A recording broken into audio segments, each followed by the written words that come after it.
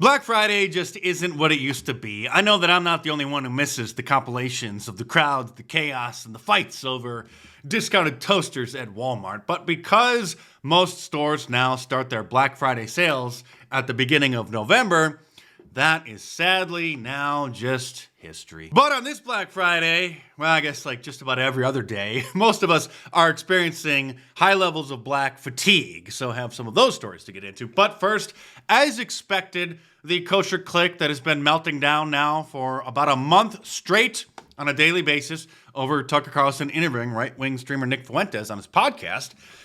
Ted Cruz and Mark Levin both took to Twitter on Thanksgiving to continue their complaints.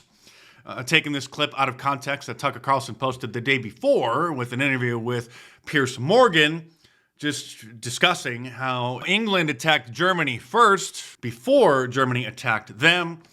Just a historical fact, but that caused Ted Cruz to melt down, saying on this Thanksgiving, it's really normal that Tucker is spending the day arguing that America was really, really mean to poor, misunderstood Adolf. Past the stuffing. Oh yeah, so you're gonna have a triple serving of that. Of course, we know. It's a good thing that the mustache man isn't on film saying that children should brush their teeth before they go to bed. Otherwise, a certain group of people would say that that's anti-Semitic too.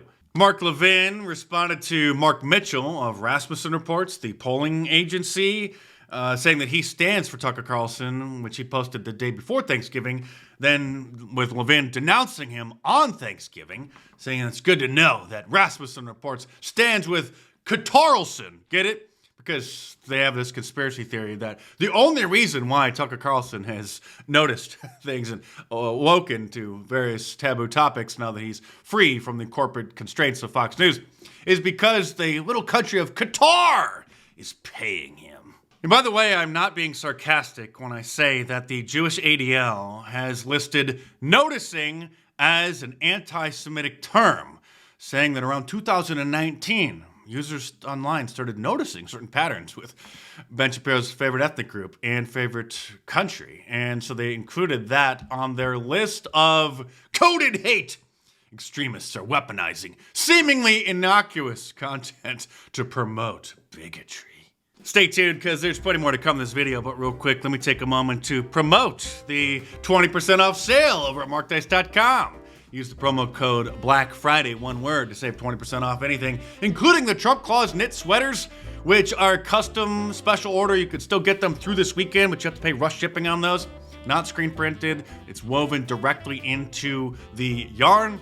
Special Trump Claus wrapping paper over there if you want to troll your relatives. The Trump Claus sweatshirt and t-shirt. Bunch of drinkware over there. Coffee mugs, beer glasses, the traditional shirts. Also the discreet lineup, which have the same classic designs, but they're left chest design, so they're not so big and bold. All available at markdice.com or click the link in the description below. Promo code Black Friday, one word, to save 20% off. So head on over there and check them out. A lot of black fragility going on in America, like this clown who thinks he's a big TikTok star because he has 150,000 TikTok followers. And this was at a University of Alabama football game where I just would safely assume that he was acting a fool, acting like a moron, and just distracting the game. And so that resulted in this girl behind him calling him out, and allegedly, a big allegedly, she may have used the little N-word. And so he is trying to ruin her life. Posted this video on his TikTok, which has 5 million views. And they found her Instagram, found her TikTok, so she privated it all. So we may have to set up a GoFundMe page for her if they try to ruin her life and actually do identify her. I'm not sure if her pages are under her real name or not, but this is what happened. So he boldly pulled out his phone in order to try to cancel her. Say it again, say it again. I'm at the Beverly game, I got a seat. Hey, what'd you say? Say it again, say it again.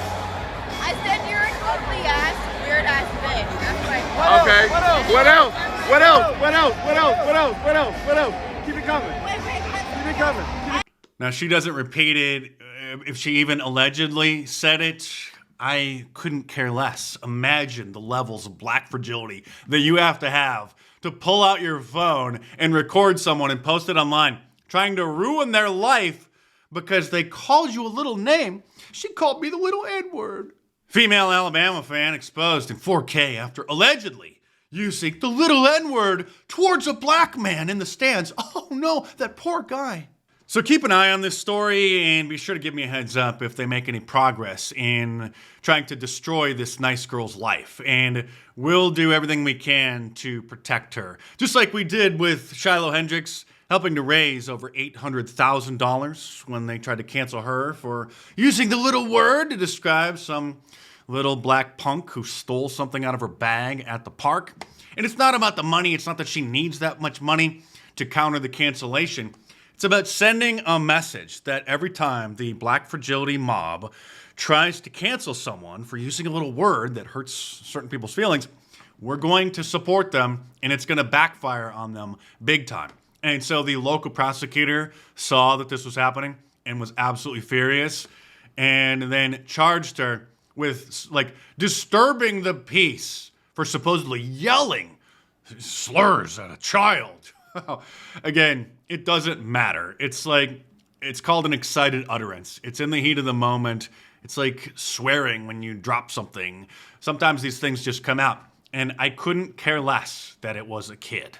These ghetto kids hear worse things coming out of their mothers' mouths on a daily basis, so they can surely tolerate a white person using a little word. And the Shiloh Hendricks incident took place in Minnesota, which is now basically Somali territory.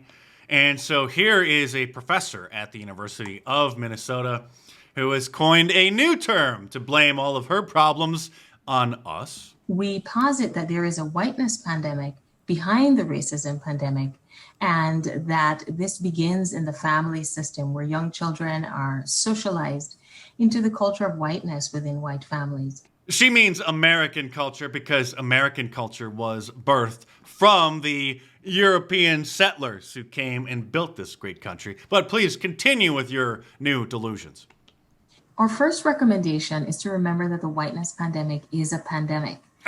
It's a sickness, she thinks, to be an American and to like America. And for non-white immigrants, who again, we just shouldn't even allow any immigrants to come into this country, period, at this point. But for them and their descendants, their children who are not white, to also assimilate into American culture, they have the sickness too. If you were born and raised in the United States, especially in a white family, then you've been raised in the pandemic, and you can play a role in halting and reversing this pandemic. What, by being a wigger? Yo, hope you's had a good Thanksgiving, dog. I'll be going shopping for Black Friday. Get me some of them discounts, yo. Of course, it's people like this who are actually causing racism, because black fragility can only simmer for so long before it just boils over. Which is why I made this meme many years ago. That's Luke Skywalker talking with Yoda. I'm not a racist, he says. You will be. You will be. That's from a scene, in case you're not familiar with it, when Luke says that he's not afraid, to fight the Empire. And then Yoda says, you will be. You will be, when he learns just how dangerous they are. And the same with people like this. Now you can Black respond. women cannot be racist to white women. Are you kidding me? Sorry? That makes no sense. Sorry? Black women cannot be racist to white women. Do you not understand that? Oh, yes, I they understand can. You don't have the intellectual Oh, yes, they capacity can. to understand that. Oh, yes, but they can. Very much And you've been impossible. racist to me. That's very much You've impossible. been She or he or whatever this person's pronouns are gets this idea from the cultural Marxist attempt to redefine the term racism, trying to claim that it only applies when there is like a structural system behind it, thinking that we're still living in the 1800s. But here we are in 2025 when the disgruntled black people among us still believe that they're being discriminated against by white people because of the supposed color of their skin, completely unaware that they are being treated the way that they're treated because of the lack of their character, the lack of the content of their character, their bad attitudes, their bad behavior, their rudeness, their stupidity. And so in Pennsylvania, the governor there, Josh Shapiro, just signed a new bill into law that supposedly prevents employers and people and the government from discriminating against people, black people, because they don't like the way that they style their hair. So now if some clown comes into the office looking like this, you have to accept them. You can't just say your hair is ridiculous. You're scaring away the customers. You look like a fool. You have to idolize them. You have to say that their hair is amazing. The Crown Law. Governor Josh Shapiro signed the Crown Act into law. It outlaws discrimination based on a person's hair. It took 7 years of pushing to pass the legislation in Pennsylvania, led by House Speaker Joanna McClinton. They will not look at your hair and decide you can't work here. And the bill's primary sponsor, State Representative Latasha Mays. We are changing the trajectory of the future of our children.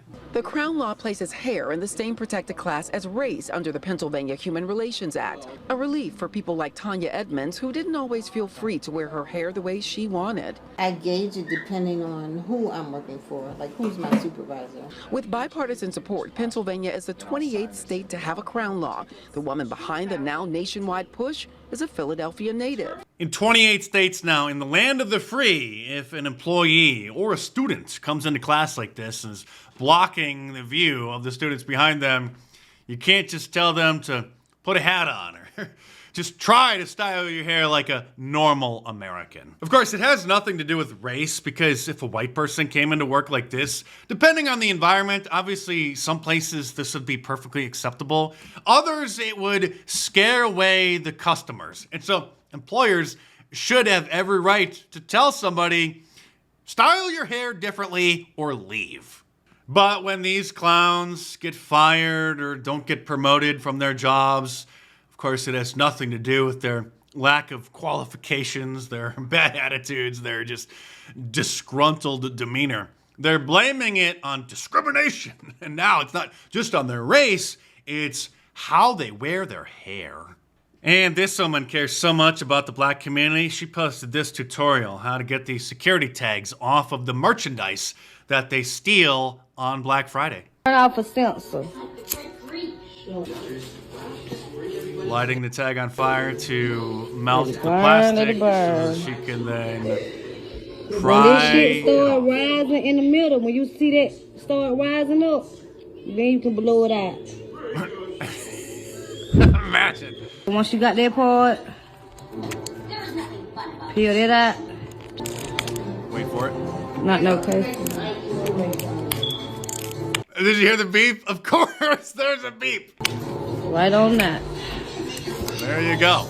But while Black Friday has been pretty boring these days, you can make Christmas extra special by showing up to dinner in the custom special order Trump Claus knit sweater, which you have to order from markdice.com. Or click the link in the description below. This is the last weekend to get them. You have to pay rush shipping on these because they're custom made. Again, they're not printed like all of the other shirts. It's woven into the fabric. Available in red, black, and green. Or you can get the classic printed Trump Claus sweatshirt or a t-shirt or a long sleeve shirt. Or a bunch of mugs over there like your Operation Mockingbird mug. Warning contains facts and opinions. Some may find offensive beer glasses over there, as well as the classic t-shirt designs. So head on over to markdice.com or click the link in the description below. Enter the promo code Black Friday to save 20% off this weekend. And check them out.